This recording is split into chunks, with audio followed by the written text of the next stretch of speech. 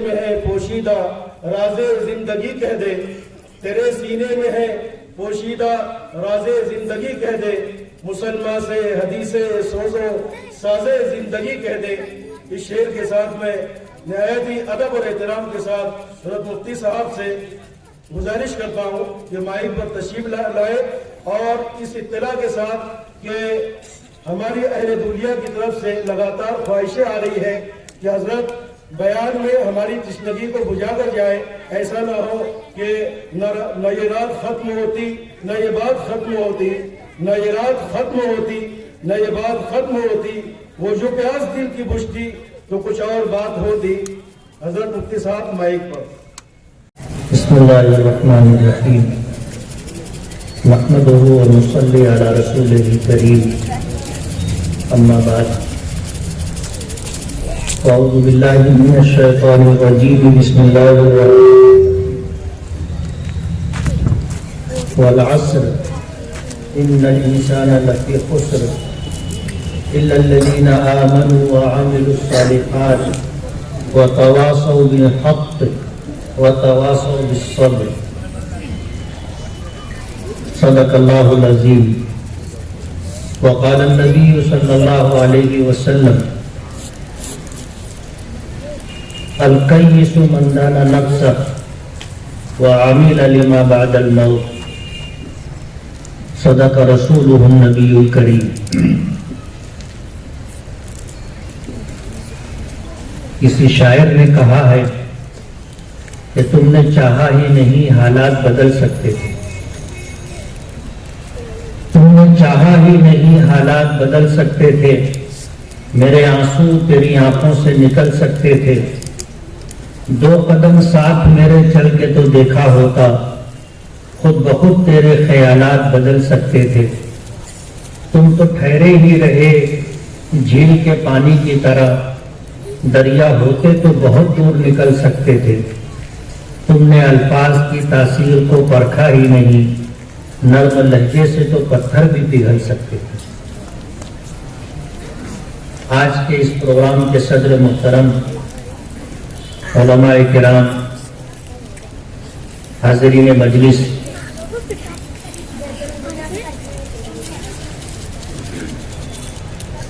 مجھے جو عنوان دیا گیا ہے آج اس وقت دھولیا ہی نہیں، مہاراشٹر ہی نہیں، پورے ہندوستان کا سلگتا ہوا عنوان ہے۔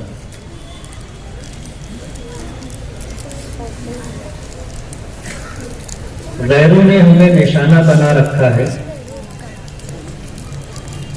اور ہر وہ طریقہ وہ اختیار کر رہے ہیں جس طریقے کو اختیار کرنے کے بعد ہندوستان کا مسلمان معاشی طور پر، سماجی طور پر، سیاسی طور پر بے دست و پا ہو جائے اور بندھوا مزدور کی طرح ہندوستان میں جینے کا فیصلہ کر لے۔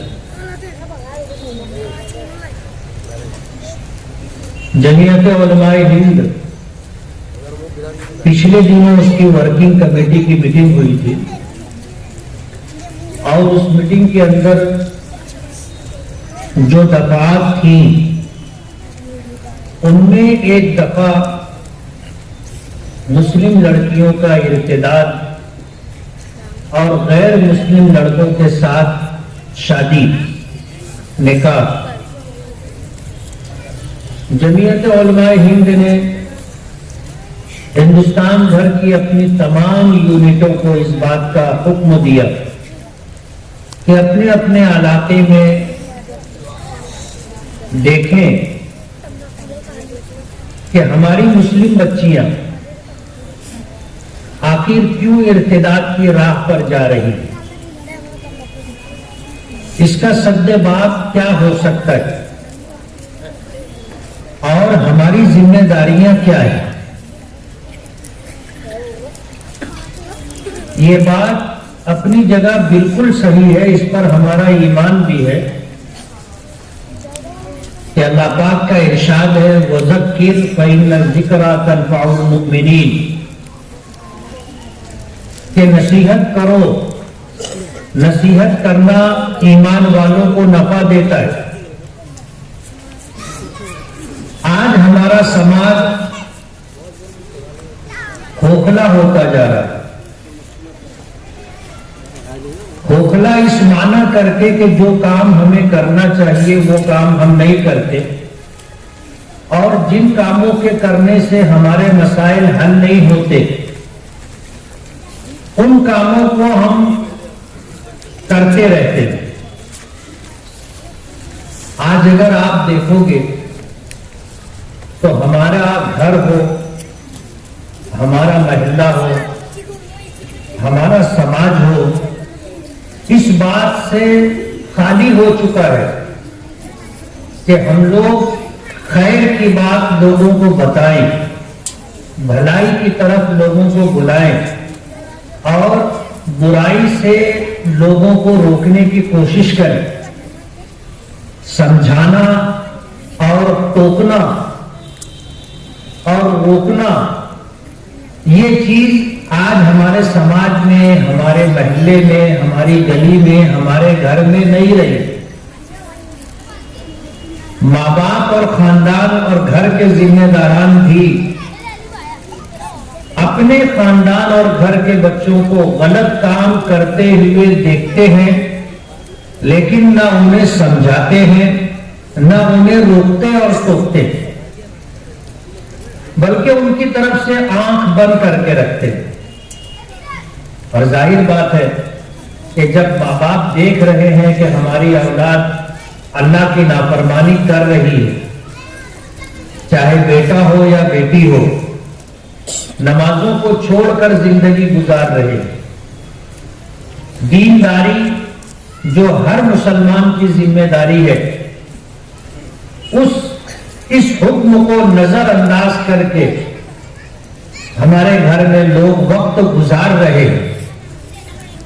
माँ भी देखती है, बाप भी देखता है, और उस पर कोई रोक टोक लगाना, समझाना और दीन की तरफ लाने की कोशिश करना आज माँ बाप भी नहीं करते, खानदान के सरपरस्त भी नहीं करते, समाज के जिम्मेदारान भी नहीं करते। जाहिर बात है जब ये कोताही हम लोगों की तरफ से है तो उसकी सजा और उसका भुगतान तो हमें हर हाल में भुगतना होगा। आज हमारा समाज ऐसा हो गया है कि अगर किसी की बेटी बेटे के बारे में कोई गैर समाजी हरकत अगर दिखाई दे और हम लोग जा करके उसके माँ बाप को या जिम्मेदार को उसकी इत्तला दें, खबर करें, तो बजाय इस शिकायत को कबूल करने के वो शिकायत करने वालों से उलझ जाते। वो ये कहते हैं कि ऐसा हो नहीं सकता, बिला वजह तुम हमारे बच्चों को बदनाम कर रहे हो, क्या देखा है तुमने। शिकायत करने वालों से उलझना आज हमारे समाज का एक हिस्सा हो गया है, और शिकायत करने वालों की शिकायत कबूल न करना आज हमारा वतीरा हो चुका है। जाहिर बात है अगर किसी शख्स ने आपके बच्चे के बारे में, आपकी बच्ची के बारे में कोई गैर समाजी हरकत देखी और आपको उसने इत्तला दी, तो आपको उसे संजीदगी से लेना चाहिए और नजर रखनी चाहिए अपने बच्चों पर कि हमारे बच्चे वाकई वो हरकत कर रहे हैं जिसकी शिकायत की गई है या और कोई बात है। लेकिन हम लोग बजाय अपने बच्चों और बच्चियों के ऊपर नजर रखने के, समझाने के, हम लोग शिकायत करने वालों को अपना दुश्मन समझते हैं और ऐसा समझते हैं कि ये हमें समाज और माशरे के अंदर रुसवा और बदनाम करने की साजिश कर रहे हैं, हमारा पीछा इन्होंने उठा करके रखा है, हमारी इज्जत, हमारी तरक्की इनसे देखी नहीं जाती, ये हासिद है, हमसे जलते हैं, हमारे दुश्मन है, हमें नीचा दिखाने की कोशिश कर रहे हैं। आज ये सोच हमारी बन चुकी। जमीयत उलमा हिंद की वर्किंग कमेटी में मुल्क भर से आए हुए वर्किंग कमेटी के मेंबरान ने अपने अपने इलाकों की जो रिपोर्ट पेश की थी वो इंतहाई तशवीशनाक थी। आज पूरे मुल्क में इस्लाम और मुस्लिम दुश्मन तंजीमों ने बहुत मुनज़्ज़म तरीके से काम करने का प्रोग्राम तरतीब दिया है। हम लोगों को खौफजदा करने के लिए, हम लोगों को कोई कार्रवाई हम करें उससे रोकने के लिए उन्होंने हमारे खिलाफ शोर पहले ही कर दिया।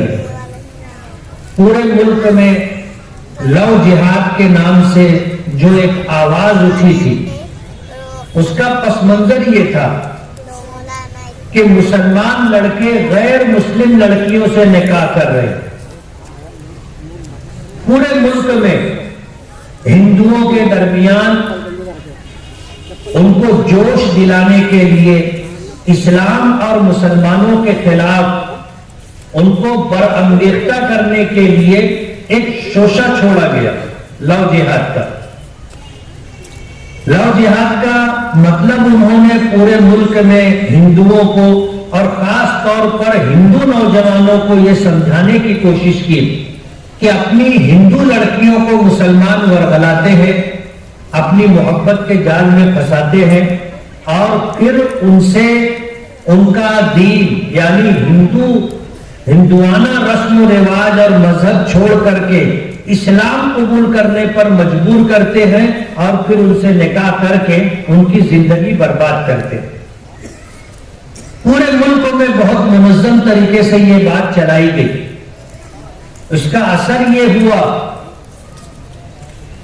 कि पूरे मुल्क में हिंदुओं में और खास तौर पर उनके नौजवानों में ऐसे जज्बात पैदा हुए कि अब उन्होंने मुसलमानों के खिलाफ और खास तौर पर हमारे वो बच्चे जो स्कूलों में और कॉलेजों में पढ़ते हैं उन लोगों के खिलाफ उन्होंने बहुत मुनज़्ज़म तरीके से साजिश करनी शुरू की। उन्होंने स्कूलों में कॉलेजों में अपनी तंजीम बनाई और तंजीम बना करके मुसलमान लड़कों और लड़कियों को उन्होंने टारगेट करना शुरू किया।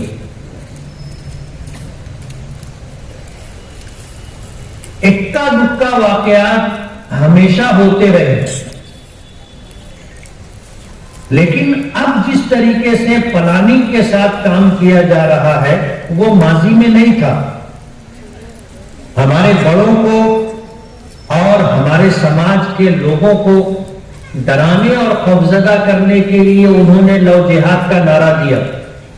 लव जिहाद का मतलब यह था कि मुस्लिम लड़के हिंदू लड़कियों को वरगला करके उनको मुसलमान बना करके उनसे शादियां कर ले, जबकि ऐसा कुछ भी नहीं था और इक्का दुक्का वाकयात हमेशा होते रहे।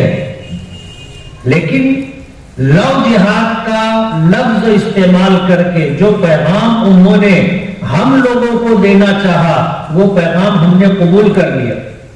हमने अपने आप को मुजरिम और गुनहगार समझ लिया और अपने आप को हम लोग पीछे करने पर मजबूर हो गए और वो पैगाम जो वो अपने गैर मुस्लिम भाइयों को देना चाहते थे, नौजवानों को देना चाहते थे, उसमें भी वो कामयाब हो गए कि उन लोगों ने इस पैगाम को कबूल किया और पैगाम कबूल कर लेने के बाद इस्लाम और मुसलमानों के खिलाफ उनके दिलो दिमाग में जो बात रच बस गई वो ये कि ये हमारी लड़कियों पर डोरे डाल रहे हैं, इनको मोहब्बत के जाल में फंसा करके, इनको हिंदू रस्म रिवाज से दूर करके, उनका मजहब छोड़वा करके मुसलमान करके शादी कर रहे।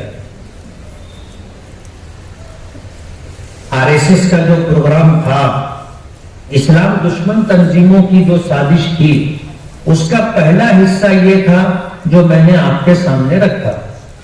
دوسرا حصہ یہ تھا کہ بنگال سے ایک آواز اٹھی کہ بہو لاؤ بیٹی بچاؤ۔ بہو لاؤ کا مطلب یہ ہے کہ اب مسلمان لڑکیوں کو اسلام سے دور کر کے، اسلام سے ہٹا کر کے، انہیں ہندو بنا کر کے ہندو لڑکوں کے نکاح میں دینا ہے۔ یہ ایک تحریک انہوں نے شروع کی کہ بہو لاؤ، یعنی مسلمان لڑکیوں کو اپنی بہو بنا کر کے گھر لاؤ۔ بیٹی بچاؤ، یعنی اپنی بیٹیوں کو مسلمان لڑکوں سے دور کرو اور بچاؤ۔ اور اس کے لیے پورے ملک میں انہوں نے فنڈ جمع کیا اور اس کے لیے باقاعدہ خفیہ طور پر انہوں نے پلاننگ کی، نوجوانوں کی ٹیمیں بنائی اور مسلم لڑکیوں کے نمبرات کہاں کہاں سے مل سکتے ہیں ان نمبرات کو حاصل کرنے کی کوشش کی۔ آج موبائل ایک دم عام ہو گیا ہے اور ہم ایسا سمجھتے ہیں کہ یہ ہماری زندگی کا ایک ایسا جز ہے یا ہماری ایسی ضرورت ہے کہ ہم اس کے بغیر جی نہیں سکتے۔ آپ دیکھ لو، ہمارا بچہ ہو یا بچی ہو، اس کے پاس موبائل ہوتا ہے۔ پہلے بٹن والا موبائل آتا تھا، اب ٹچ موبائل آ گیا ہے، نیٹ چلتا ہے، دنیا بھر کی اچھی بری باتیں اس میں آپ دیکھ بھی سکتے ہیں، پڑھ بھی سکتے ہیں۔ موبائل عام کیا گیا، پہلے بہت مہنگا تھا۔ جب موبائل آیا تھا ابتدا میں دنیا میں ترقی یافتہ ملکوں میں موبائل ایجاد ہوئے 22 سال ہو چکے تھے، اس کے بعد ہندوستان میں موبائل آیا اور جب موبائل آیا تو بہت مہنگا تھا، یعنی انکمنگ اور آؤٹ گوئنگ 1 منٹ کا 35 روپیہ لگتا تھا۔ پھر وہ ریٹ کم ہوتے ہوتے ہوتے ہوتے اسلام دشمن طاقتوں نے آج ہر مسلمان لڑکے اور لڑکی تک اسے پہنچا دیا۔ پچھلے دنوں ہندوستان کی مشہور کمپنی ریلائنس والوں نے جو پروگرام دیا، اس پروگرام کے تحت اب موبائل سے بات کرنا، چیک کرنا، نیٹ چلا کر کے جو پروگرام دیکھنا چاہیں دیکھنا ایک دم سستا کر دیا۔ آپ نے کبھی سوچا کہ ایسا کیوں کیا جا رہا ہے؟ کاروبار ہوتا ہے، کاروبار کرنے والے کاروبار کر کے کمانا چاہتے ہیں، لیکن اگر کوئی آپ کو کمائی نہ کرتے ہوئے اپنی طرف سے خرچ کر کے آپ کو سہولت دے رہا ہے تو آپ کو سوچنا تو چاہیے کہ آخر ایسا کیوں ہو رہا ہے۔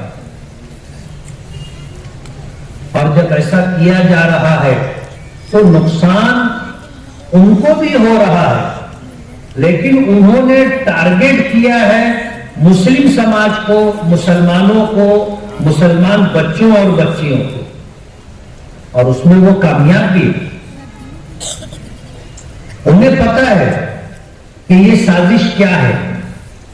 جب انہیں پتا ہے تو وہ اپنے گھر میں اپنے بچوں اور بچیوں کو اس سے حد تک امکان روکنے کی کوشش کرتے ہیں اور کامیاب بھی ہوتے ہیں۔ لیکن ہمارے یہاں یہ بات نہیں ہے۔ انہوں نے باقاعدہ نوجوانوں کی تنظیم بنائی اور انہیں ٹارگٹ دیا کہ تمہیں کیا کرنا ہے۔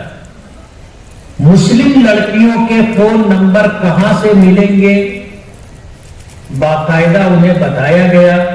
مسلمان لڑکیوں کے نمبرات حاصل کرنے کے بعد وہ لوگ اس پر بات شروع کرتے ہیں اور آہستہ آہستہ یہ کام آگے بڑھتا رہتا ہے، اور آگے بڑھنے کے بعد پھر ایک وقت وہ آتا ہے کہ ہماری بیٹی، ہماری بہن ہمارے گھر میں ہوتی ہے، لیکن گھر میں ہم اسے محفوظ سمجھتے ہیں کہ غیروں کی نظر کہو یا غیروں کی غلط تدبیریں کہو ہمارے بچوں اور بچیوں تک نہیں پہنچ سکتی، ایسا ہم سمجھ کر کے مطمئن ہوتے ہیں، جبکہ وہ اپنے گھر میں اپنے کمرے میں رہ کر کے جو کچھ کر رہی ہوتی ہے وہ تو ماضی میں کبھی سوچا بھی نہیں گیا ہے۔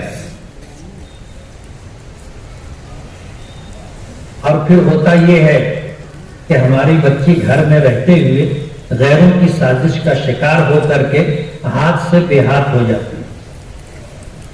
یہ وہ عنوان ہے جو مجھے آج کے اس جلسے میں دیا گیا ہے۔ بنگال سے آواز اٹھی، وہ مہاراشٹر تک آئی۔ آج ہمارا مہاراشٹر بھی محفوظ نہیں ہے۔ مہاراشٹر کے اندر بھی بہو لاؤ اور بیٹی بچاؤ یہ تحریک خاموشی کے ساتھ چل رہی ہے،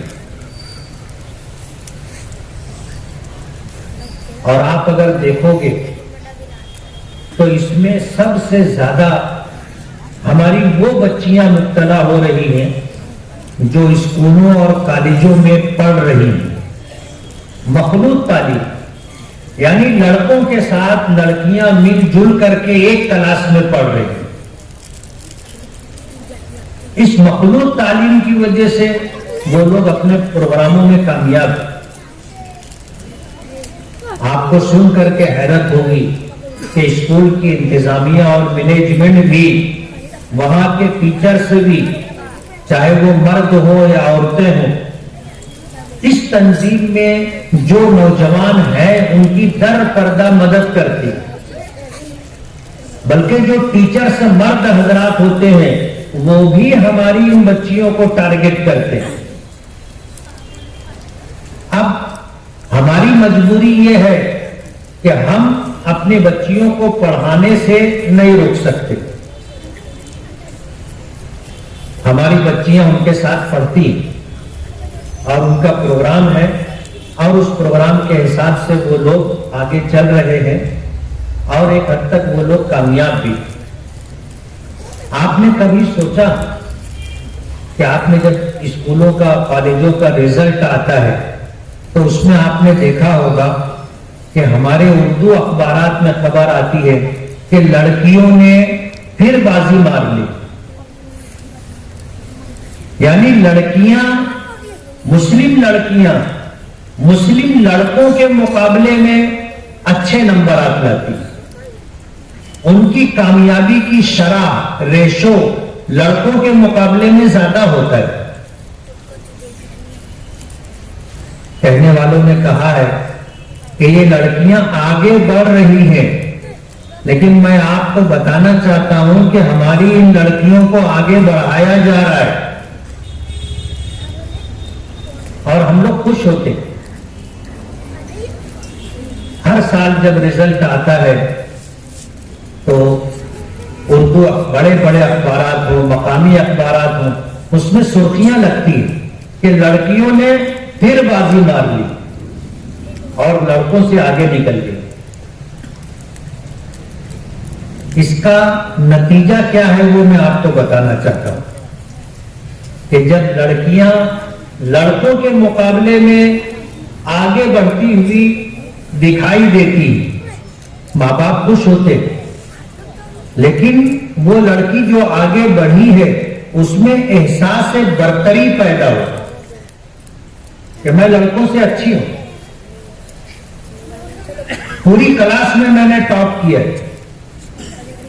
میرا بھائی بھی پڑھ رہا ہے، میرے نمبرات ہمیشہ اس سے زیادہ آتے، میری کلاس میں میرے جو کلاس فیلو لڑکے ہیں ان سے زیادہ اچھا پرسنٹیج میرا ہے۔ لڑکیوں میں احساس برتری پیدا کیا جا رہا ہے، اور جب لڑکیوں میں احساس برتری پیدا ہو جاتا ہے تو پھر وہ اپنے مستقبل کے تئیں مشکوک ہو جاتی ہے۔ بڑی ڈگری مل جاتی ہے، بڑی ڈگری مل جانے کے بعد وہ یہ سوچنے پر مجبور ہو جاتی ہے کہ مجھ کو میرے لیول کا پارٹنر، لائف پارٹنر ملے گا کہ نہیں ملے گا۔ آج بہت سارے رشتے پڑھی لکھی لڑکیوں کے اس لیے نہیں ہو پاتے کہ ان کو جوڑ کا رشتہ نہیں ملتا. جوڑ سے مطلب یہ ہے کہ لڑکیاں یہ چاہتی ہیں کہ جو ڈگری میرے پاس ہے، جو تعلیم میں نے حاصل کی ہے، جتنا اچھا پرسنٹیج میرا تھا، ایسا ہی مجھ کو رشتے میں شوہر ملنا چاہیے. لیکن اسے پتہ نہیں ہے کہ ایک سازش کے تحت مسلم لڑکوں کو پیچھے کیا جا رہا ہے اور مسلم لڑکیوں کو آگے بڑھایا جا رہا ہے. ان میں احساس برتری پیدا ہو کرنے کے بعد ان کو مسلم سماج کے اندر اپنے جوڑ کا رشتہ نہیں ملتا، اور وہ اس بات کو اپنے لیے آر کی بات سمجھتی ہے کہ تعلیم میں مجھ سے نیچے جو شخص ہے اس سے میرا رشتہ. یہی وجہ ہے کہ آپ دیکھو گے ہماری پڑھی لکھی لڑکیوں کی عمریں گزرتی رہتی ہیں، بڑھتی رہتی ہیں، ہم ان کی شادی نہیں کر پاتے. ہم شادی نہیں کر پاتے، ہم بھی جوڑ کا رشتہ ڈھونڈتے رہتے ہیں. اور اگر ہم کہیں کمپرومائز کرنے کے لیے تیار ہو جائیں تو ہماری بیٹی تیار نہیں ہوتی، بہن تیار نہیں ہوتی کہ میں وہاں اس کے ساتھ شادی نہیں کروں. ظاہر بات ہے وقت کسی کا انتظار نہیں کرتا، وقت کا تو کام ہے گزرنا، وہ گزرے گا. عمر کی ایک حد ہوتی ہے. قدرتی طور پر مرد ہو یا عورت ہو، لڑکا ہو یا لڑکی ہو، اس کے اندر نفسانی خواہشات ہوتی ہیں، اس کے کچھ جسمانی تقاضے ہوتے ہیں، اور جب یہ چیز قدرتی طور پر ان کے اندر موجود ہے تو اس کی تکمیل بھی ضروری ہے. کبھی آپ نے سوچا کہ نبی کریم صلی اللہ علیہ وسلم نے اپنی بیٹی حضرت فاطمہ رضی اللہ تعالی عنہا کا نکاح 14 سال کی عمر میں کیوں کیا تھا؟ حضرت فاطمہ کی عمر 14 سال تھی اور نبی کریم صلی اللہ علیہ وسلم نے حضرت علی رضی اللہ تعالی عنہ سے ان کا نکاح کیا تھا. حضرت علی کے پاس کیا تھا؟ کچھ بھی نہیں تھا. حضرت علی کے پاس نہ اپنا گھر تھا اور نہ گھر کے سامان تھے، کچھ بھی نہیں تھا. حضرت علی کی پرورش نبی کریم صلی اللہ علیہ وسلم نے اپنے ذمے لی اور یہ اس احسان کو چکانا تھا جو احسان حضرت علی کے والد ابو طالب جو حضور کے چچا تھے انہوں نے حضور پر کیا تھا. نبی کریم صلی اللہ علیہ وسلم کی سیرت اور واقعات میں آپ نے سنا ہوگا کہ آپ کے دنیا میں تشریف لانے سے پہلے آپ کے والد گرامی حضرت عبداللہ کا انتقال ہو چکا تھا. نکاح ہوا، نکاح ہونے کے بعد اپنی بیوی حضرت آمنہ کے ساتھ انہوں نے جو وقت گزارا، اس وقت کو گزارنے کے بعد عبد المطلب نے اپنے بیٹے عبداللہ کو ملک شام تجارت کے لیے بھیجا. حضرت عبداللہ ملک شام گئے اور واپسی میں مدینہ منورہ آئے. عبد المطلب نے ان سے کہا تھا کہ مدینے سے کھجوریں لے کر کے مکہ آنا، تو وہ کھجوریں لینے کے لیے مکہ مکرمہ مدینہ منورہ پہنچے اور مدینہ منورہ پہنچنے کے بعد ان کی طبیعت خراب ہو گئی. طبیعت کی خرابی کی وجہ سے ان کو مدینہ رکنا پڑا اور پورا قافلہ مدینے سے روانہ ہو کر کے مکہ مکرمہ آ گیا. حضرت عبداللہ طبیعت کی خرابی کی وجہ سے مدینہ رک گئے اور پھر ان کی طبیعت سنبھل نہیں سکی اور مدینہ منورہ میں ان کا انتقال ہو گیا. یہ وہ زمانہ تھا کہ حضرت آمنہ حضور کی والدہ ماجدہ امید سے تھی اور نبی کریم صلی اللہ علیہ وسلم اپنی والدہ کے پیٹ میں تشریف لا چکے تھے. والد کے حضور کے دنیا میں آنے سے پہلے ان کے والد کا انتقال ہو گیا تھا، تو حضور یتیمی کی حالت میں دنیا میں آئے اور وہ زمانہ جاہلیت تھا. کوئی کسی کی داد رسی نہیں کرتا تھا، انسانی ہمدردی سب کچھ ختم تھی. زمانے جاہلیت اس کو اسی وجہ سے کہا جاتا ہے. قرآن کریم میں آتا ہے کہ لوگ اپنے اولاد یعنی بیٹوں کو اور بیٹیوں کو اپنے ہاتھوں سے قتل کر دیا کرتے. قرآن کریم میں آتا ہے کہ تنگ دستی اور محتاجگی کے ڈر سے ماں باپ اپنی اولاد کو قتل کر دیا کرتے. خشیت املاق، تنگ دستی اور غریبی کے ڈر سے قتل کر دیا کرتے تھے کہ ہمارے پاس کھانے کے لیے نہیں ہے تو ہم اپنے بچوں کو کیا کھلائیں گے. بیٹوں کو بھی قتل کر دیا کرتے تھے، بیٹیوں کو بھی قتل کر دیا کرتے تھے. بیٹوں کو قتل کرنے کی وجہ تنگ دستی، محتاجگی، غربت اور فقر، اور بیٹیوں کو قتل کرنے کی ایک وجہ اور بھی تھی، اور وہ یہ کہ یہ بیٹی آج ہمارے یہاں ہے، کل اس کو ہمیں بیاہنا پڑے گا، اس کا نکاح کرنا پڑے گا، کسی دوسرے کے سپرد اور حوالے کرنا پڑے گا. اور اس زمانے میں اس چیز کو لوگ غیرت کے خلاف سمجھتے تھے کہ کوئی ہمارا داماد بنے گا تو بیٹی کو مار دیتے تھے یا زندہ دفن کر دیتے تھے. ایسے حالات تھے. ایسے شقی القلب پتھر دل ماں باپ بھی تھے جو یہ کرتے تھے.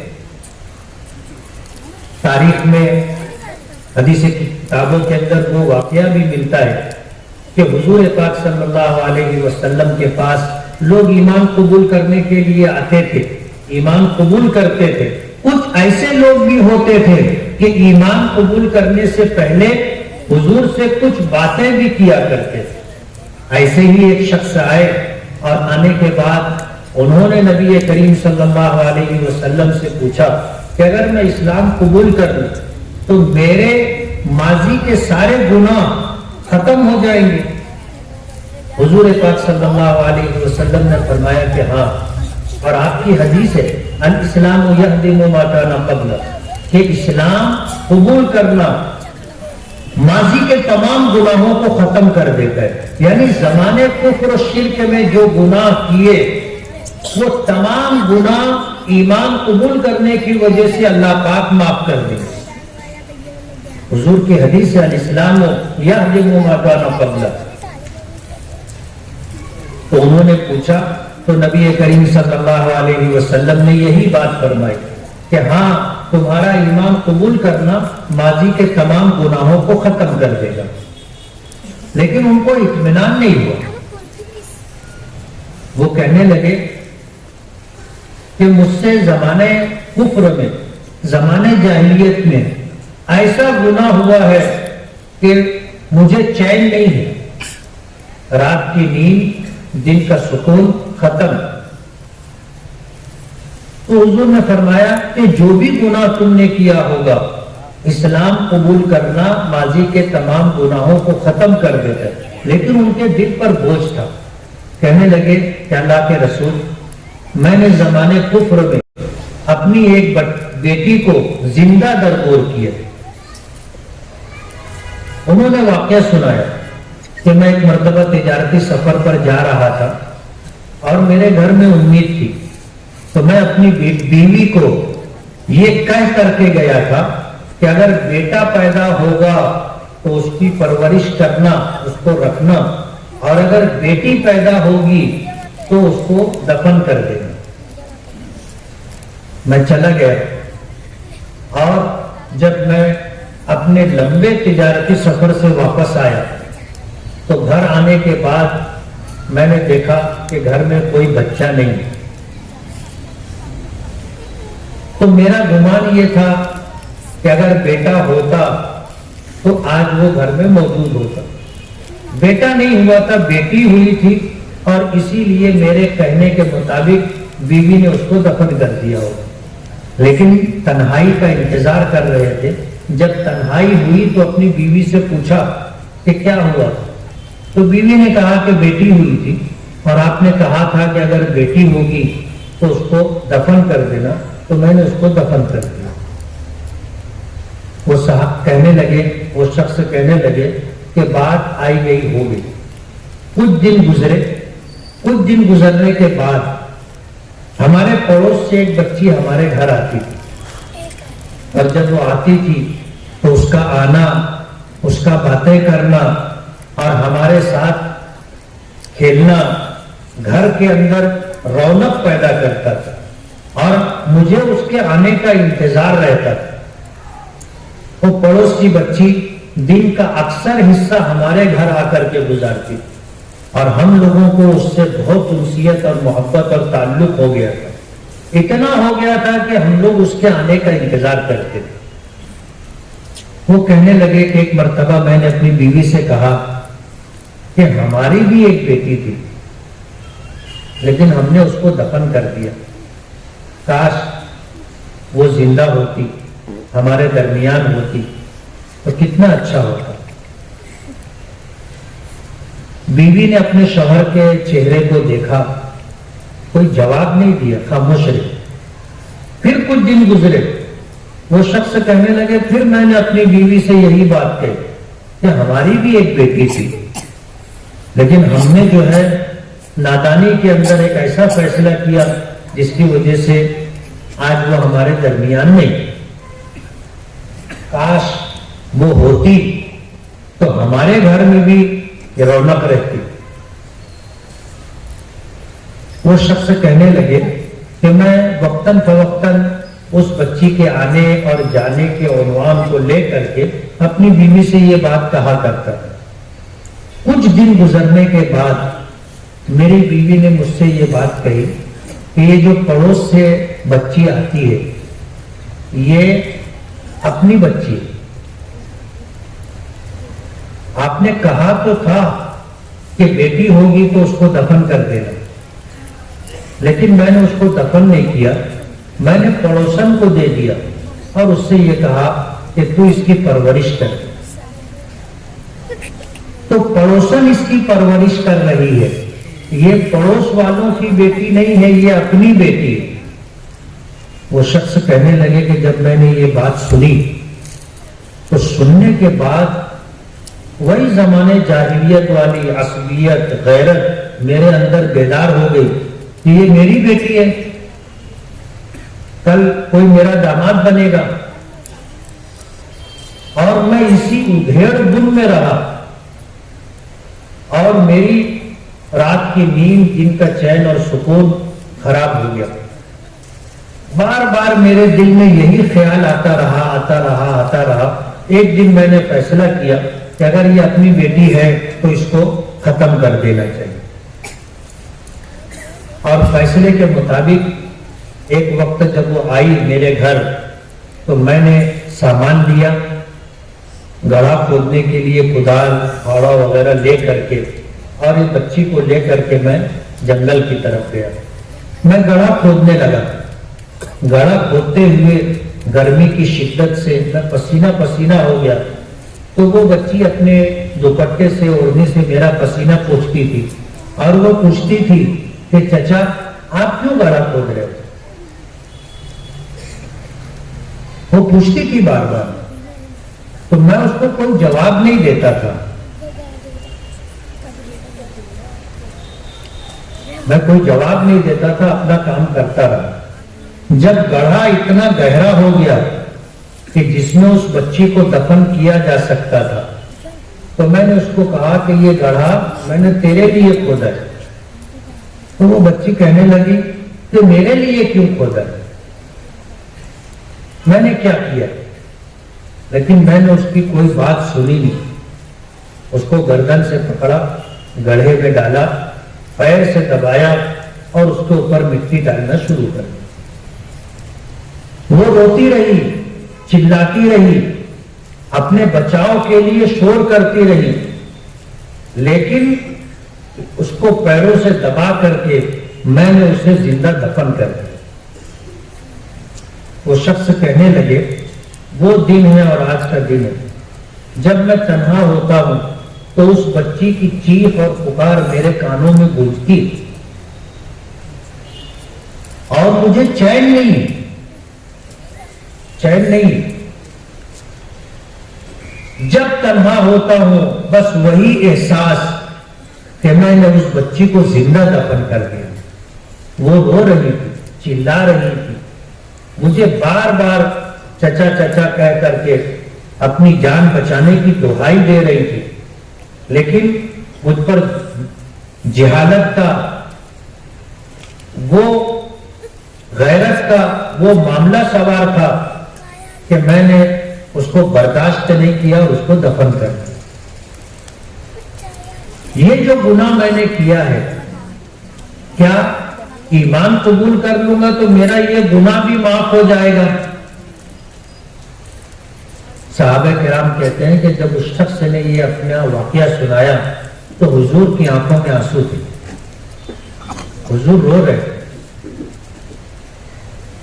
روتے ہوئے حضور نے فرمایا تھا کہ ہاں، ایمان قبول کر لینا ماضی کے تمام گناہوں کو ختم کر دیتا ہے، لیکن آج کے بعد تم میری نگاہوں کے سامنے مت آنا، مجھے تمہاری آنکھوں میں اس معصوم بچی کا خون نظر آیا۔ سیرت کی کتابوں میں، حدیث کی کتابوں میں آتا ہے کہ نبی کریم صلی اللہ علیہ وسلم نے اپنی حیات طیبہ میں 2 لوگوں کے بارے میں یہ بات فرمائی تھی کہ تم میری نگاہوں کے سامنے مت آنا۔ ایک آپ کے چچا حضرت حمزہ رضی اللہ تعالی عنہ کو جس شخص نے شہید کیا تھا، جس شخص نے غزوہ احد میں شہید کیا تھا، جن کو حضرت حبشی رضی اللہ تعالی عنہ، ان کو حضور نے فرمایا تھا کہ تم میری نگاہوں کے سامنے مت آنا۔ جب انہوں نے ایمان قبول کیا تھا تو حضور پاک صلی اللہ علیہ وسلم نے حضرت وحشی سے پوچھا تھا کہ تم نے میرے چچا حمزہ کو کیسے شہید کیا تھا؟ تمہارا ان کا بہادری میں کوئی جوڑ نہیں، وہ تم سے بہت برتر اور بہادر تھے، تم نے ان کو مارا کیسے تھا، شہید کیسے کیا تھا؟ تو حضرت وحشی نے پورا واقعہ سنایا کہ میں پتھر کی چٹان کے پیچھے گھات لگا کر کے بیٹھا تھا اور مجھے یہ ذمہ داری ابو سفیان سردار مکہ کی بیوی ہندا نے دی تھی، اور یہ کہہ کر کے کہ غزوہ بدر میں میرے باپ کو حمزہ نے شہید کیا تھا، اس لیے اگر تم حمزہ کو شہید کر دو گے تو میں اپنا سارا زیور تم کو دے دوں گی اور آزاد کر دوں گی۔ تو میں نے آزادی اور زیور کے لالچ میں پتھر کی چٹان کے پیچھے چھپ کر کے گھات لگا کر کے بیٹھا تھا، اور جب حضرت حمزہ میرے قریب سے گزرے تو میں نے نیزہ مارا جو ان کی ناک کے نیچے لگا سامنے سے، اور پیچھے سے نیزہ باہر ہو گیا، اور حضرت حمزہ اس وار کو برداشت نہیں کر سکے اور جاں بحق ہو شہید ہو گئے۔ ان کے شہید ہونے کے بعد ہندا ابو سفیان کی بیوی نے آ کر کے حضرت حمزہ کے ہونٹ کاٹے، ناک کاٹی، پیٹ چیرا، جگر نکالا، اسے چبا کر کے کھانا چاہا، نگل نہیں سکی، اس نے اگل دی۔ حضور پاک صلی اللہ علیہ وسلم نے اپنے چچا حمزہ کی لاش کو جب اس حالت میں دیکھا کہ اسے مسخ کر دیا گیا ہے تو حضور پاک صلی اللہ علیہ وسلم کو اس بات کا بہت زیادہ غم تھا، بہت زیادہ غم تھا۔ کتابوں میں آتا ہے کہ آپ نے اپنے چچا کی نماز جنازہ بار بار پڑھی۔ غزوہ احد میں جو لوگ شہید ہوئے تھے، شہید کی لاش لائی جاتی، حضرت حمزہ کا جنازہ رکھا تھا، کسی شہید کا جنازہ لایا جاتا، حضور نماز پڑھتے، پھر وہ شہید کا جنازہ ہٹا لیا جاتا، دوسرے شہید کا جنازہ لایا جاتا، اور حمزہ کا جنازہ اسی طرح رکھا رہتا اور حضور نماز جنازہ پڑھتے۔ تو حضور نے وحشی سے پوچھا تھا کہ تم نے میرے چچا حمزہ کو کیسے شہید کیا تھا؟ حضرت حمزہ کے متعلق آتا ہے کہ وہ حضور کے ہم عمر تھے، بچپن کے دوست تھے، ساتھ میں کھیلا کرتے تھے۔ حضرت حمزہ حضور کے بہت مددگار تھے، زمانے کفر میں بھی جب انہوں نے ایمان قبول نہیں کیا تھا، اگر کسی نے حضور کو تکلیف دی تو اس کا بدلہ حضرت حمزہ لیا کرتے تھے۔ تاریخ میں وہ واقعہ پڑھا ہوگا کہ جب شکار سے حضرت حمزہ واپس آئے تو حضرت حمزہ کی کنیز اور باندی نے کہا کہ تمہیں پتہ ہے تمہارے بھتیجے محمد کو ابو جہل نے مارا ہے. گھر نہیں گئے, وہیں سے واپس گئے اور ابو جہل کو ایسا مارا کہ اس کا سر پھٹ گیا. تو حضور کو حضرت حمزہ سے بہت لگاؤ تھا. حضرت وحشی نے ایمان قبول کیا تو حضور نے پوچھا کہ تم نے میرے چچا حمزہ کو کیسے شہید کیا تھا؟ وحشی نے پورا واقعہ سنایا. حضور نے حضرت وحشی نے ایمان قبول کر لیا تھا. حضور نے حضرت وحشی سے کہا کہ تم میری نگاہوں کے سامنے مت آنا, تمہیں دیکھ کر کے مجھے اپنے چچا کی یاد آئی. تو حضرت وحشی نے ایمان تو قبول کر لیا. اس کے بعد انہوں نے مدینہ چھوڑ دیا, ملک شام چلے گئے کہ مجھے دیکھ کر کے حضور کو تکلیف نہیں ہونی چاہیے. مجھے دیکھیں گے تو حضور کو اپنے چچا حمزہ کی یاد آئے گی اور غم تازہ ہو جائے گا.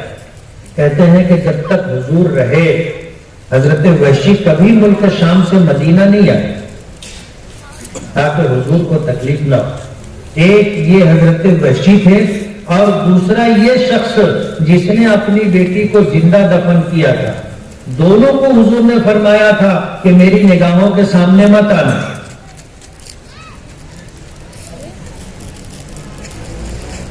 بیٹیاں زندہ دفن کر دی جاتی تھی, بیٹے مار دیے جاتے تھے, ایسے حالات تھے. اس زمانے میں انسانیت, ہمدردی, خیرخواہی, یتیم کی پرورش, غریب کے بچوں کی داد رسی کچھ بھی نہیں تھا. حضور کے والد مدینہ منورہ میں رکے اور وہیں ان کا انتقال ہو گیا. حضور اس کے بعد دنیا میں تشریف لائے. 6 سال کی عمر تھی, 6 سال کی عمر تھی, ماں کا انتقال ہو گیا حضرت آمنہ کا, وہ بھی بہت دردناک واقعہ ہے. 8 سال کی عمر ہوئی, دادا کا انتقال ہو گیا.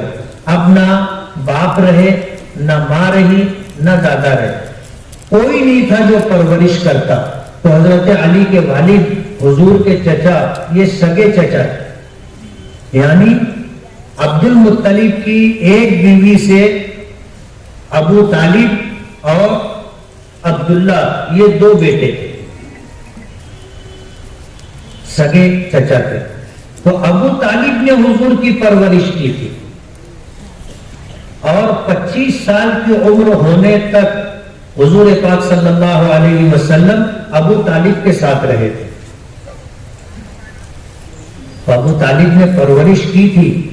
وہ احسان چکانے کے لیے حضور پاک صلی اللہ علیہ وسلم نے جب حضرت خدیجہ رضی اللہ تعالی عنہا سے نکاح کیا تو ابو طالب کی اولاد میں سے حضرت علی کو آپ نے لے لیا کہ اس کی پرورش میں کروں گا. کتابوں میں آتا ہے کہ ابو طالب غریب آدمی تھے, عیالدار تھے, بچے زیادہ تھے, تو حضرت علی کو حضور نے لے لیا تھا اور پرورش کی.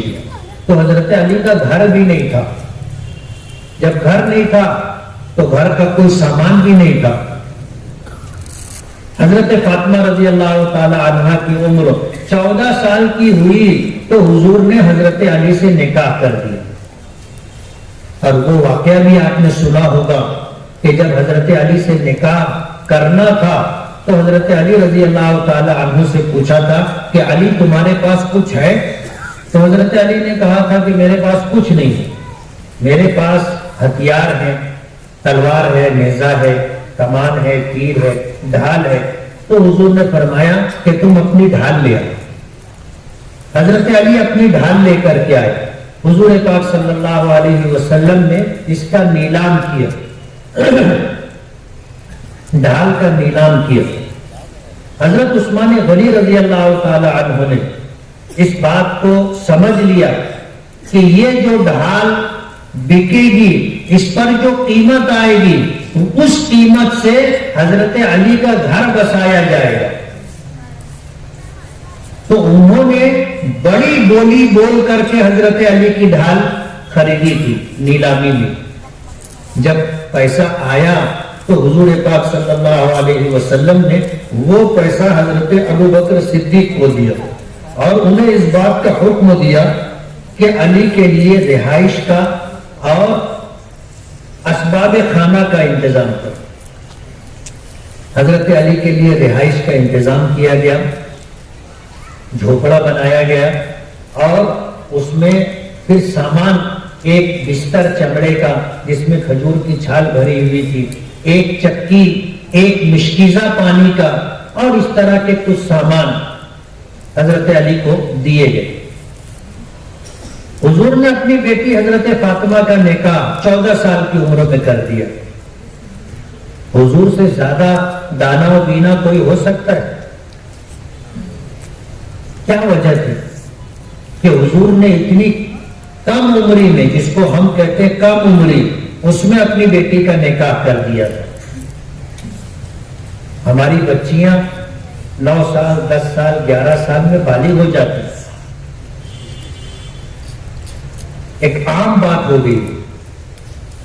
آج معاشرہ جس طرح کا ہے، ہماری بچیاں 9، 10، 11 سال میں بالغ ہو جاتی ہیں، ان کو ایام آنے لگتے ہیں، لوگ مسائل پوچھنے آتے ہیں تو ہمیں پتہ چلتا ہے۔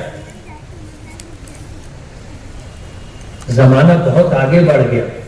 اب آپ سوچو، ہماری وہ بچیاں جن کی عمر 22 سال، 24 سال، 25 سال، 28 سال، 30 سال، 32 سال کی عمر ہو گئی، ابھی تک ہم نے ان کی شادی کی۔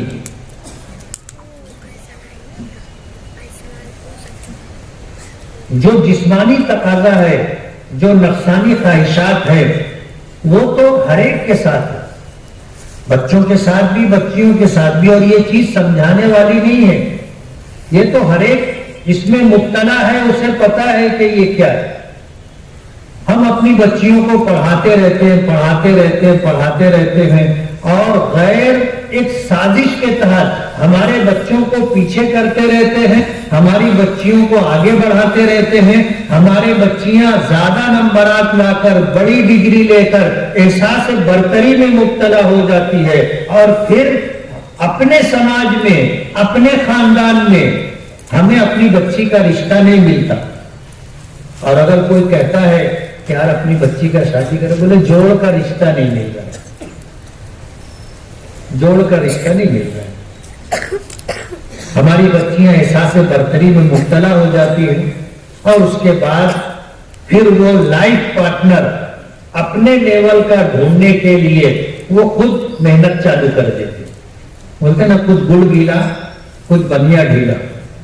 غیروں کی سازش تو ہے کہ ہماری بہن بیٹیوں کو بے آبرو کرنا ہے، انہیں اسلام سے محروم کرنا ہے، ان کی سازش ہے، اور ایک تحریک ہے، بہو لاؤ بیٹی بچاؤ۔ اس کے لیے باقاعدہ وہ لوگ فنڈنگ کرتے ہیں، انہوں نے نوجوان لڑکوں کو تیار کیا ہے، اور خاص طور پر آپ دیکھو گے نیچی سماج کے جو ہندو ہوتے ہیں، ایسے لوگوں کو تیار کیا جاتا ہے، دلت سماج کا ہو اور کوئی اس طرح نیچی سماج کا ہو، ان کو تیار کیا جاتا ہے، اور باقاعدہ ان کو پیسے دیے جاتے ہیں، اور پھر وہ لوگ ہماری مسلم بچیوں کو تحفہ دیتے، قیمتی تحفہ دیتے، وہ اپنی جیب سے تھوڑی دیتے ہیں، ان کو تو باقاعدہ فنڈنگ کی جاتی ہے، قیمتی موبائل دیں گے، لیپ ٹاپ دیں گے، زیورات دیں گے، اچھے کپڑوں کے لیے، چپل کے لیے، خوشبو کے لیے پیسے دیں گے۔ اب ظاہر بات ہے ہم اپنی بچیوں کو پڑھانے میں، فیس بھرنے میں، ڈونیشن بھرنے میں پریشان رہتے، وہ ہماری کمزوریوں کو سمجھتے ہیں، ہماری بہن بیٹیوں کی کیا چاہت ہے، کیا ضرورت ہے۔ عورتوں کی فطرت ہوتی ہے کہ وہ اپنے آپ کو سب سے نمایاں رکھنا چاہتی ہے، کہ میرے پاس جو موبائل ہو وہ سب سے اچھا ہو، میرے پاس جو کپڑے ہوں وہ سب سے اچھے ہوں، میرے پاس جو خوشبو ہو وہ سب سے اچھی ہو۔ ظاہر بات ہے اس کے لیے پیسہ لگتا ہے، اور ہم اپنی بہن بیٹیوں کو اتنا پیسہ دے نہیں سکتے، تو ان کو یہ پیسہ مہیا کرایا جاتا ہے، تعلقات بنائے جاتے، تعلقات بڑھائے جاتے۔ ایک وقت آتا ہے کہ پھر ہماری یہ بچیاں ہمارے ہاتھ سے نکل جاتی ہیں. پھر کتنا ہی ان کو سمجھاؤ وہ بھوت ان کے سر سے اترتا نہیں. کبھی ایسا ہوتا ہے کہ باقاعدہ جس وقت ہماری بہن بیٹیوں کو بے آبرو کیا جاتا ہے اس وقت ان کی ویڈیو شوٹنگ کی جاتی ہے اور پھر زندگی بھر اسی کے ذریعے سے ان کو بلیک میل کیا جاتا ہے. یا تو لالچ دیا جاتا ہے یا پھر ان کو ڈرا دھمکا کر کے خوف زدہ کر کے استعمال کیا جاتا ہے. اور ہماری بچیاں اگر ان کے ساتھ شادی کر بھی لیتی ہیں اولاً تو شادی ہو نہیں پاتی.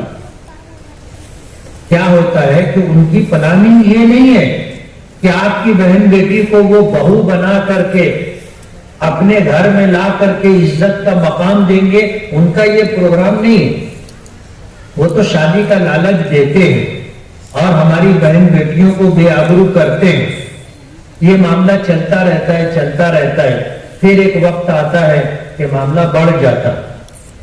پھر ہماری بہن بیٹی ان سے مطالبہ کرتی ہے کہ تم مجھ سے نکاح کرو. تو وہ جھانسا دیتے رہتے کہ ہاں ہم کریں گے کریں گے. پھر یہ ہوتا ہے کہ کیسے کریں گے, چلو کرنے کی نوبت بھی آئی تو اب انہیں جو ہے کورٹ میرج کرنا ہے. اور آپ کو پتا ہے 1 مہینہ پہلے درخواست دینی پڑتی اور 1 مہینے کے بعد کورٹ میرج ہو. تو یہ جو 1 مہینہ ہوتا ہے اخبارات میں اور کورٹ کے اندر جو ہے وہ کاغذ آویزہ کیا جاتا ہے, یہ بات لوگوں کے چرچے میں آتی. کیا ہوتا ہے لڑکی کے ماں باپ تک, لڑکی کے بھائیوں تک, لڑکی کے خاندان تک یہ بات پہنچائی جاتی ہے کہ تمہاری بہن بیٹی فلاں سے نکاح کرنا چاہتی, کورٹ میرج کرنا چاہتی. اب ظاہر بات ہے کہ جب یہ بات آتی ہے تو ماں باپ کے کان کھڑے ہو جاتے, بھائیوں کی غیرت بیدار ہو جاتی اور وہ لوگ جو ہے پھر اس کو گھر میں روک لیتے, اس کو سمجھاتے, نہیں سمجھی سختی کرتے, نہیں سمجھی مارتے, سب کچھ کرتے, لیکن وہ ماننے کے لیے تیار نہیں ہوتی. اور جب یہ نکاح کسی وجہ سے نہیں ہو پاتا تو یہ لڑکی سمجھتی ہے کہ میرے نکاح میں رکاوٹ میرے ماں باپ بنے, میرا بھائی بنا, میرا خاندان بنا, سماج بنا اور جمعیت علماء کے ذمہ داران, مسلم تنظیموں کے ذمہ داران بنے. وہ الزام ان کو دیتی ہے اور جس کے ساتھ اس کے معاملات رہے اس کو بیداغ اور قصور سمجھتی.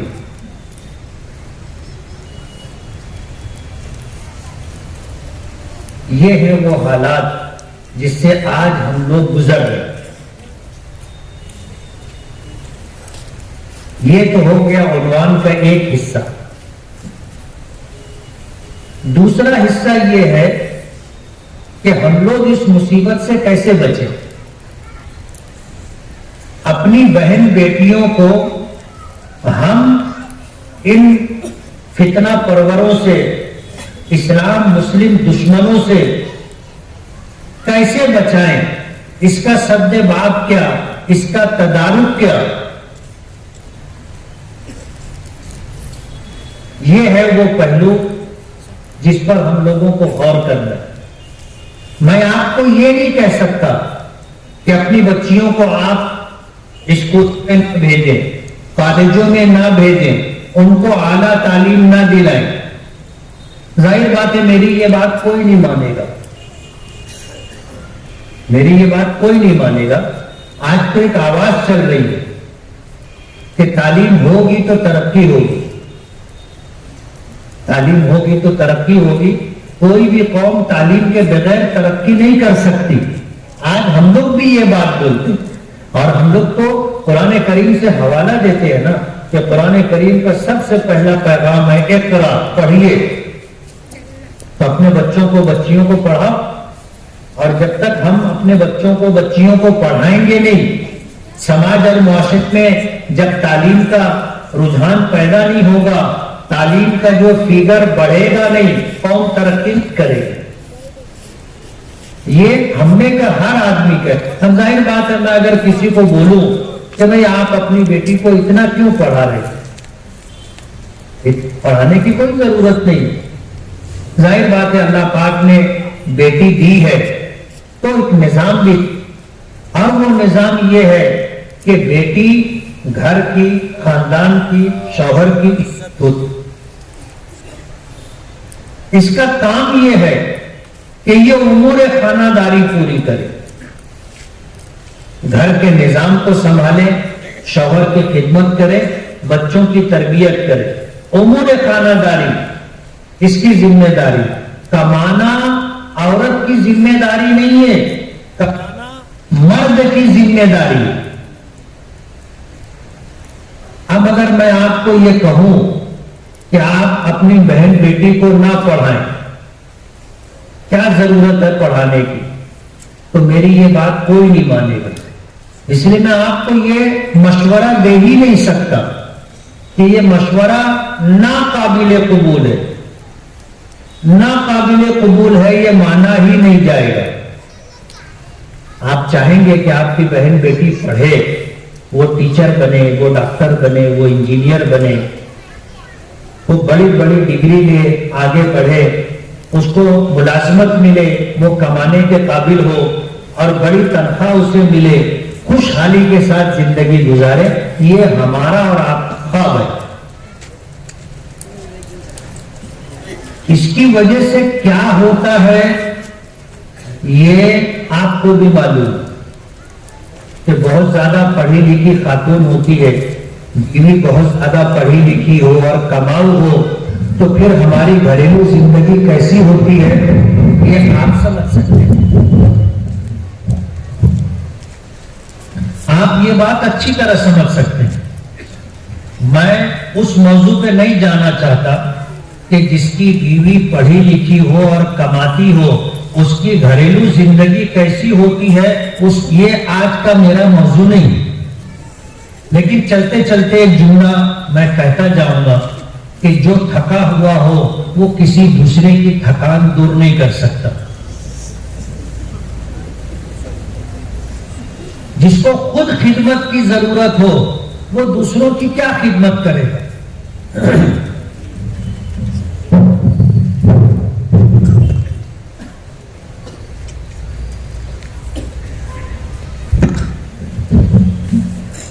آپ اس سے میری بات سمجھ سکتے ہیں، اور ایسے بھی دھوجے والے زیادہ سمجھدار ہیں، تھوڑے میں آپ سمجھ گئے ہوں گے، لیکن آج کا میرا موضوع وہ نہیں۔ ہماری بیٹیاں پڑھ لکھ لیتی ہیں، کتنے لوگوں کو روزگار ملتا ہے، کتنے لوگوں کو روزگار ملتا ہے۔ آج سرکار پڑھے لکھے مردوں کو روزگار نہیں دے پا رہی ہے تو عورتوں کو کہاں سے روزگار ملے گا۔ لیکن ہم لوگ اپنی کمائی کا ایک بہت بڑا حصہ اپنے بیٹیوں کی تعلیم پر خرچ کر دیتے ہیں اور حاصل کچھ نہیں۔ جو پنچ حضرات سردار قسم کے لوگ ہوں گے ان کو اس بات کا تجربہ ہوگا کہ جو بیوی کما کر کے لاتی ہے اس کی تنخواہ گھر میں ایک تنازع کا سبب بن جاتی ہے۔ ماں باپ نے خرچہ کیا، بعض لوگ شرط رکھتے ہیں کہ یہ جو تنخواہ لائے گی وہ ہم لیں گے، شوہر پہلے ہاں بول دیتا ہے بعد میں بھنگڑ کرتا ہے، پھر یہ ہوتا ہے کہ چلو کچھ رستہ نکالو، تو رستہ نکلتا ہے کہ آدھی تنخواہ ماں باپ کو جائے گی، آدھی شوہر کو جائے گی۔ زیادہ دن ایسے بھی گاڑی چلتی نہیں، پھر وہ بیٹی خود ہی فیصلہ کر لیتی ہے کہ بس ماں باپ کی ذمہ داری تھی انہوں نے پوری کی، اب کیوں ماں باپ کو کچھ دینے کا، اب اپنا اور اپنے بچوں کا مستقبل دیکھو۔ وہ پھر پیسہ خود ہی جمع کرنا شروع کر دیتی۔ یہ ہے سماج کا سلگتا ہوا مسئلہ، اور میاں بیوی کے درمیان طلاق کے اسباب میں ایک سبب یہ بھی ہے۔ میں یہ کہہ رہا تھا کہ جب ہماری بیٹیاں پڑھ لیتی ہیں تو میں آپ کو یہ نہیں کہہ سکتا کہ مت پڑھاؤ، آپ کو پڑھانا ہے آپ پڑھائیے، لیکن یہ جو مصیبت ہمارے سر پر ہے کہ ہماری بچیاں اور خاص طور پر پڑھی لکھی تعلیم یافتہ بچیاں غیر مسلم گھرانوں کی بہو بنتی ہے، ان کو ہم کیسے بہو بننے سے روکیں؟ اپنی عزت، گھر کی عزت، خاندان کی عزت کیسے بچائیں؟ یہ وہ پہلو ہے جس پر ہمیں غور کرنا۔ سب سے پہلی بات، آپ کو اپنے گھر کا ماحول دینی بنانا ہوگا۔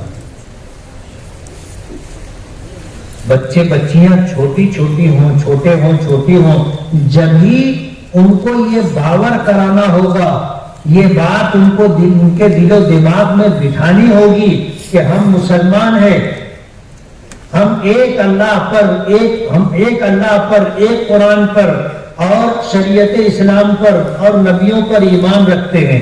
اسلام کیا ہے، دین کیا ہے، ہم اپنے گھر میں اپنے بچوں اور بچیوں کو سمجھائیں۔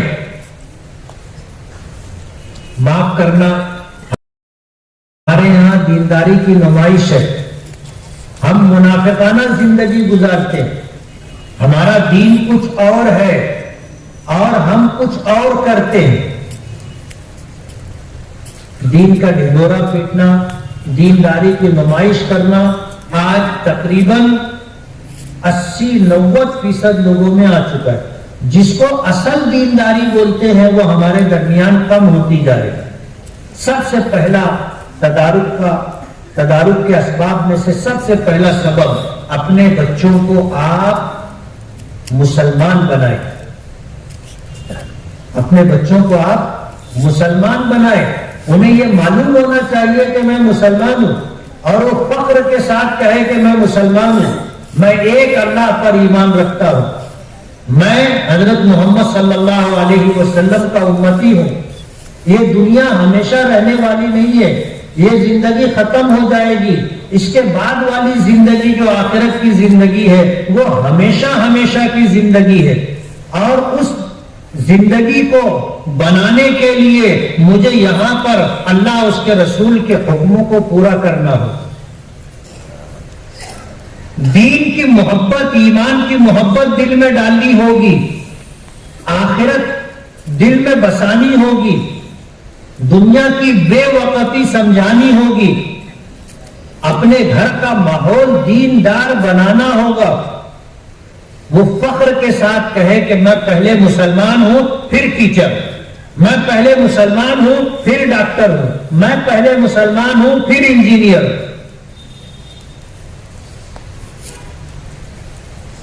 آج ہمارے گھروں میں ایمان کیا ہے اور اس کی قیمت کیا ہے ہم کو معلوم ہی نہیں۔ ہم مسلمان ہیں تو نام کے مسلمان ہیں۔ آج مسلمانوں میں کتنے فیصد نماز پڑھنے والے لوگ ہیں؟ ہمارے گھروں میں ہماری ماں، بہن، بیٹی کون کون نمازی ہے؟ کس کو اسلام کی فکر ہے؟ کس کو اللہ کا خوف ہے؟ کس کو آخرت بنانے کی فکر ہے؟ آپ اپنے گھر میں دیکھ لو۔ کسی نے کہا، شیخ سعدی نے کہا ہے کہ خشت اول چونہن معمار کج تا سریا میر اور دیوار کج۔ ماں باپ نمازی نہیں ہے، ماں باپ دیندار نہیں ہے، تو ان کی گود میں پلنے والے بچے کیسے دیندار رہیں گے؟ اور ظاہر بات ہے کہ جب دینداری نہیں ہے، ایمان نہیں ہے، اللہ اس کے رسول کے حکموں کی تابع داری نہیں ہے، تو پھر اسلام کیا اور ہندوازم کیا، اس سے کچھ لینا دینا نہیں۔ بس ہماری خواہشات کیسے پوری ہوں گی، ہم کو اپنے جوڑ کا رشتہ کیسے ملے گا، اپنی پسند کی شادی کر کے ہی میں کامیاب ہوں، یہ جو سوچ ہے، اس سوچ کو جب تک ہم بدلیں گے نہیں وہاں تک ہم کامیاب نہیں ہو سکتے۔ اپنے بچوں کی بچپن میں تربیت کرنی ہوگی۔ کہتے ہیں کہ جب شاخ نکلتی ہے تو وہ نرم ہوتی، آپ اس کو جیسے موڑنا چاہو موڑ لو، مڑ جائے۔ لیکن جب اس میں سختی آ جائے گی تو پھر آپ اس کو موڑ نہیں سکتے.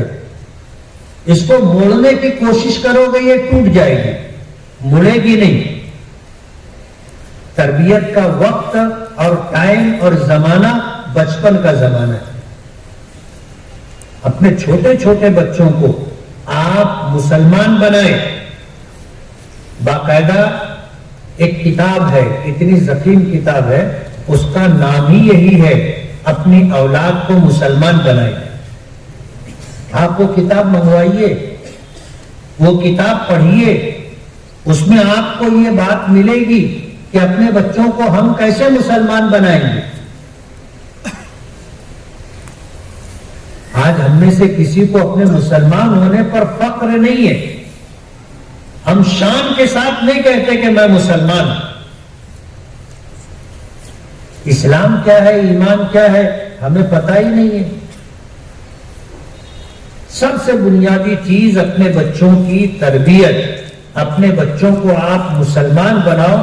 آپ کا بچہ یا بچی مسلمان ہے, اسے اسلام کی پہچان ہے, اسے ایمان اور اسلام کی قدر و قیمت معلوم ہے, تو دنیا کی یہ تمام تر سازشیں اسے اپنے موقف سے ہٹا نہیں سکے گی. دوسری بات, آپ کو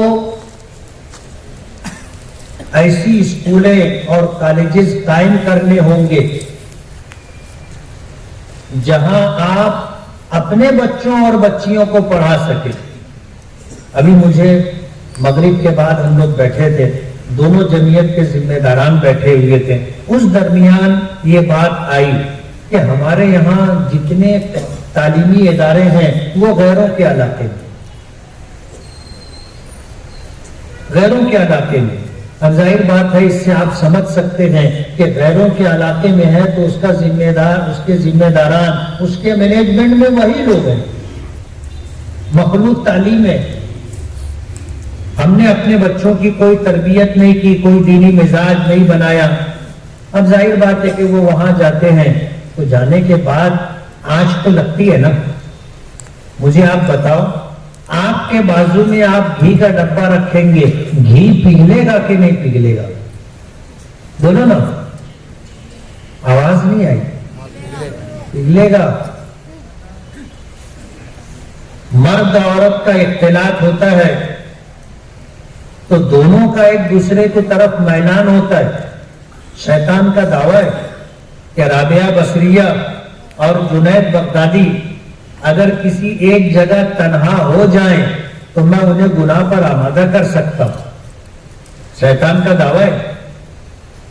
نبی کریم صلی اللہ علیہ وسلم نے منع کیا کہ کوئی بھی مرد کسی اجنبی عورت کے ساتھ اور کوئی بھی اجنبی عورت کسی اجنبی مرد کے ساتھ تنہائی اختیار نہ کرے.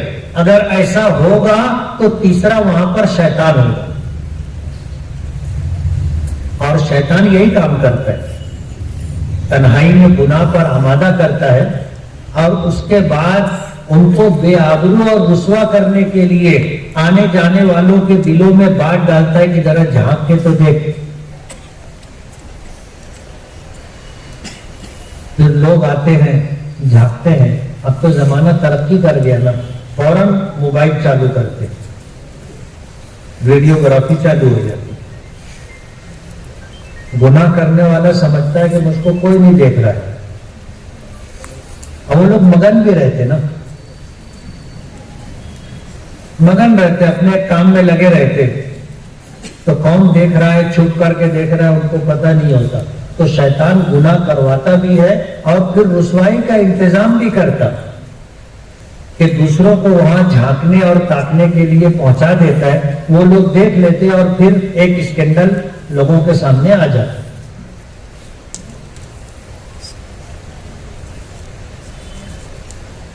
اپنا ایسے ادارے جو ہم لوگ قائم کریں اور وہاں پر ہمارے بچوں اور بچیوں کو تعلیم دی جائے. آج ہے اس کی گنجائش, گرلس ہائی اسکول کی ہے گنجائش.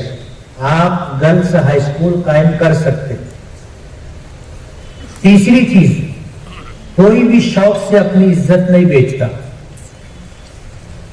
کوئی بھی شوق سے اپنی عزت نہیں بیچتا۔ ایسا بھی ہوتا ہے کہ غربت مجبور کر دیتے، سامنے والوں کو پتا ہے کہ جو لڑکی پڑھنے آ رہی ہے اس کی مالی حیثیت کیسی،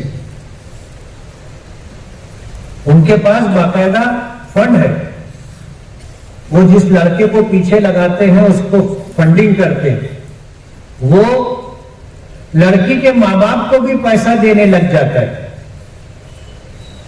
گھر پر خرچے کا پیسہ پہنچانے لگ جاتا، ماں باپ خوش ہو جاتے کہ چلو ایک مددگار ملا، ایک خیر خواہ ملا جو ہماری بچی کے ساتھ پڑھتا ہے، اس کو ہم سے اتنی ہمدردی ہے کہ ہمارے گھر خرچ میں وہ ہماری مدد کر رہا ہے، خوشی کے موقع پر ہماری مدد کرتا ہے، غمی کے موقع پر، مصیبت کے موقع پر ہماری مدد کرتا ہے۔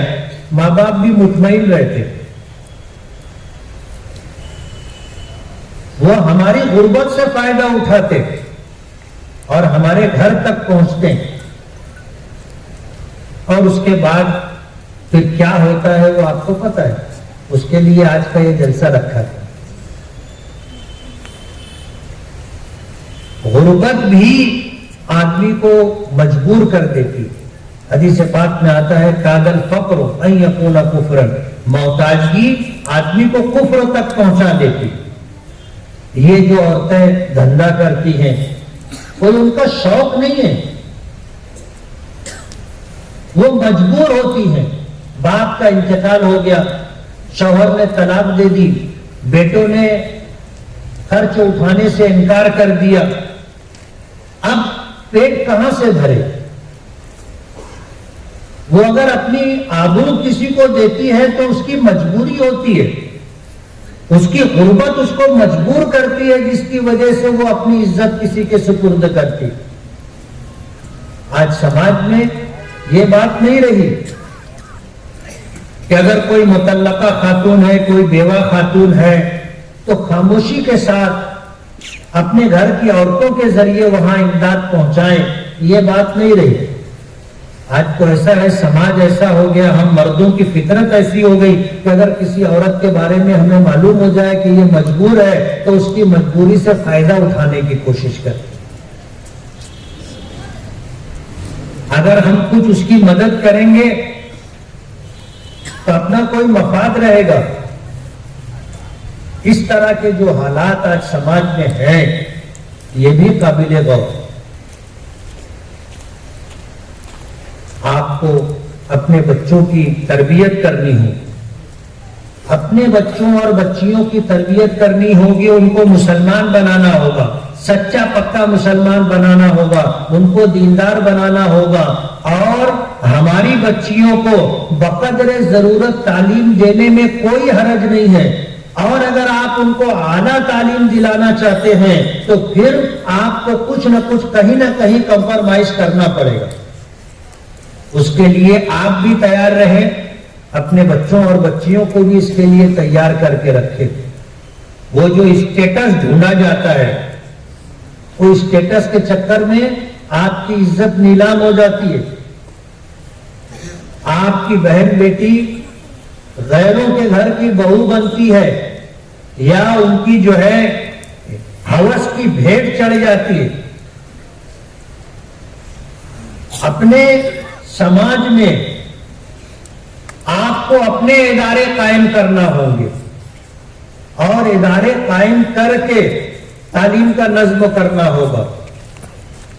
اور اگر آپ کو پتا چلے کہ سماج میں کوئی بھوکا ہے، کوئی مقروض ہے، کوئی پریشان حال ہے، شریعت نے آپ کو زکوٰۃ کا نظام دیا ہے، آپ اپنے مال کی پوری زکوٰۃ نکالیں۔ آخر شریعت نے کیوں مستحقین کی فہرست دی ہے؟ زکوٰۃ کے تعلق سے آپ کو کیوں بتایا ہے کہ زکوٰۃ کہاں خرچ کریں گے، زکوٰۃ کا مصرف کیا ہے، اس کے مصارف قرآن کریم نے کیوں ذکر کیے، اور کیوں ہمیں اس بات کا پابند کیا ہے کہ ہم زکوٰۃ کی رقم مستحق ڈھونڈ کر کے پہنچائیں۔ نبی کریم صلی اللہ علیہ وسلم نے فرمایا ہے کہ اگر میری امت اپنے مال کی پوری زکات ادا کرنے لگے تو روئے زمین پر کوئی مسلمان ننگا اور بھوکا نہیں رہے گا. اس پر ہمارا ایمان ہے کہ اگر ہمارے نبی نے یہ بات کہی ہے تو پھر زکات کی رقم سے مسلمان مستحقین کی ضرورت پوری ہو سکتی. ہمارے سماج میں ایسے غریب لوگوں کی مالی مدد کرنا، خاموشی کے ساتھ مدد کرنا، اپنے گھر کی خواتین کے ذریعے اپنی امداد وہاں پہنچانا، یہ مزاج ہمیں بنانا پڑے گا.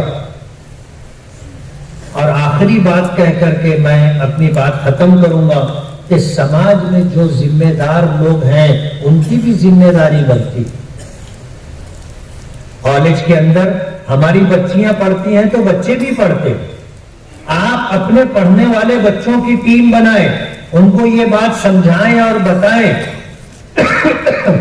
کہ غیروں کی کیا سازش ہے، کیا پلان ہے. وہ مسلم لڑکیوں پر نظر رکھیں.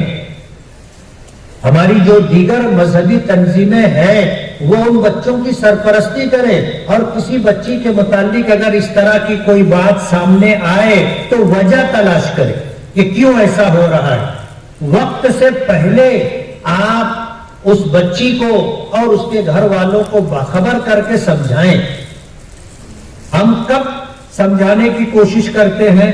جب پانی سر سے نہیں چھت سے اونچا ہو جاتا ہے، پھر ہماری آنکھ کھلتی.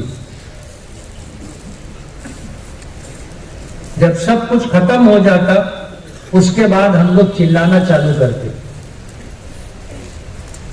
اور صرف چلانے کا کام کرتے،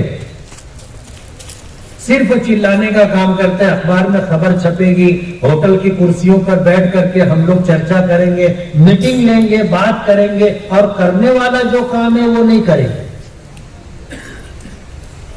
کورٹ میرج کے لیے بھی 1 مہینے کا وقت ہوتا ہے. اس 1 مہینے میں آپ بہت کچھ کر سکتے، مگر یہ موڑ نہ آئے اس سے پہلے آپ اپنی بہن بیٹیوں کی فکر کریں، اور اس کے لیے کیا سدباب ہو سکتا ہے وہ جدوجہد اور کوشش کریں. صرف تقریریں کرنے سے اور سن لینے سے ہمارے مسئلے حل نہیں ہوں گے. ہم لوگوں کو سب کچھ کرنا ہوگا. آج بہو لاؤ اور بیٹی بچاؤ جو تحریک ملک میں چل رہی ہے، جتنی طاقت اور شدت کے ساتھ چل رہی ہے، اس کو روکنے کے لیے ہمارے پاس 10واں حصہ بھی نہیں ہے تدبیر کے درجے. ہم لوگ صرف سوچ رہے ہیں کیا کریں. غیر لوگ کر رہے ہیں، ہمارا گھر خالی کر رہے ہیں، اور ہم لوگ ابھی سوچ ہی رہے ہیں کہ ہم لوگ کیا کریں. اس لیے ہم نے کہا ہر شخص ذمہ دار ہے، ہر شخص ذمہ دار ہے. کلکم مسئول، ہر شخص ذمہ دار ہے. وکلکم مسئول عن رعیتہ، اور ہر ایک سے اس کے بچوں کے متعلق، اس کے خاندان کے متعلق، وہ ماتحتوں کے متعلق پوچھ ہوگی.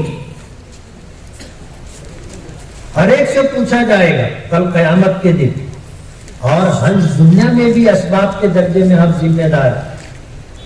اپنے بچوں اور بچیوں کی وقت سے پہلے فکر کریں. اگر آپ نے وقت سے پہلے فکر کی، انشاءاللہ اس کے تدارک کے لیے، اس کے سدباب کے لیے ہم لوگ کامیاب ہو جائیں گے. آپ سماج پر نظر رکھیں. کالجوں میں جہاں ہماری بچیاں آتی جاتی ہیں، ٹیوشن کلاسوں میں جہاں ہماری بچیاں آتی جاتی ہیں، وہاں پر آپ نظر رکھیں کہ ٹیچر کیا کر رہا ہے، اور اس کے ساتھ کلاس میں پڑھنے والے بچے کیسے ہیں.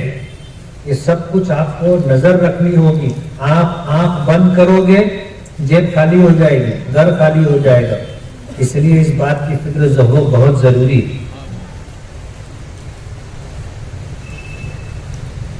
یہ جو چیزیں ہیں، ان چیزوں کے لیے ہمیں کچھ نہ کچھ کرنا ہوگا.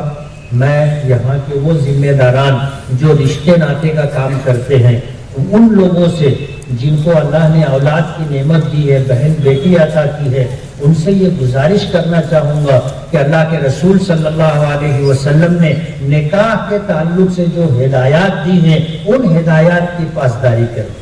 حضور پاک صلی اللہ علیہ وسلم نے فرمایا تنکح المرأۃ لاربع، کہ 4 چیزوں کو دیکھ کر کے لوگ نکاح کرتے، لمالہا، کچھ لوگ مالداری دیکھ کر کے نکاح کرتے، ولجمالہا، کچھ لوگ خوبصورتی دیکھ کر کے نکاح کرتے ہیں، ولحسبہا، کچھ لوگ حسب نسب یعنی برادری دیکھ کر کے نکاح کرتے، ولدینہا، اور کچھ لوگ دینداری دیکھ کر کے نکاح کرتے ہیں۔ نبی کریم صلی اللہ علیہ وسلم نے اپنے امتیوں کو اس بات کا حکم دیا، مشورہ دیا حکم کے درجے میں کہ فاظفر بذات الدین تربت یدک،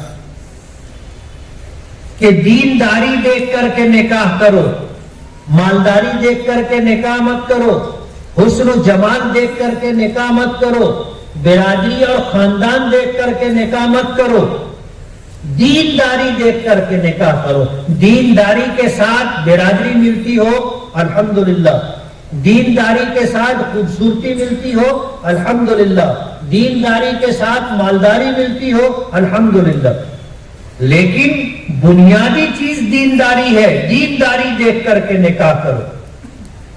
ہر بچہ بچی اپنا نصیب لے کر کے آتی ہے، کوئی ماں باپ اپنے بچے اور بچی کا نصیب بناتا نہیں ہے۔ اگر ماں باپ کو اللہ پاک یہ اختیار دیتے کہ وہ اپنے بچوں اور بچیوں کا نصیب بنائے تو کوئی بھی سماج میں دکھی نہیں رہتا، کسی کی اولاد محروم نہیں رہتی، نصیب اوپر والا بناتا ہے۔ بہت اچھا گھر دیکھ کر کے نکاح کیا جاتا ہے، بیٹی زندگی بھر پریشان رہتی، بظاہر کمزور گھر دیکھ کر کے، غریب گھر دیکھ کر کے مجبوراً نکاح کر دیتے ہیں، بیٹی رانی بن کر کے رہتی، دکھ سکھ نصیب سے ملتا ہے، دکھ سکھ نصیب سے ملتا ہے۔ پہلے غریب تھے، کتنے لوگوں کو دیکھا ہوگا ماضی میں غریب تھے، آج خوشحال ہے، مالدار ہے۔ ایسے لوگوں کو بھی دیکھا ہوگا کہ پہلے بہت مالدار تھے، آج غریب ہیں۔ دن بدلتے دیر نہیں لگتی، اس لیے دینداری دیکھ کر کے نکاح کریں، برادری دیکھ کر کے نہیں، خوبصورتی دیکھ کر کے نہیں، مالداری دیکھ کر کے نہیں، دینداری دیکھ کر کے نکاح کریں۔ اب ظاہر بات ہے ہم دیندار ہوں گے، ہمارے بچے بچیاں دیندار ہوں گی تو ہی دینداری دیکھ کر کے ہم رشتے کا فیصلہ کریں گے۔ ہم خود ہی دیندار نہیں ہیں، اپنے بچوں کو ہم نے دیندار بنایا نہیں، ہم دنیا دار ہیں تو ہم مال دیکھتے ہیں، ہم برادری دیکھتے ہیں، ہم خوبصورتی دیکھتے ہیں، دینداری تو دیکھتے ہی نہیں نا۔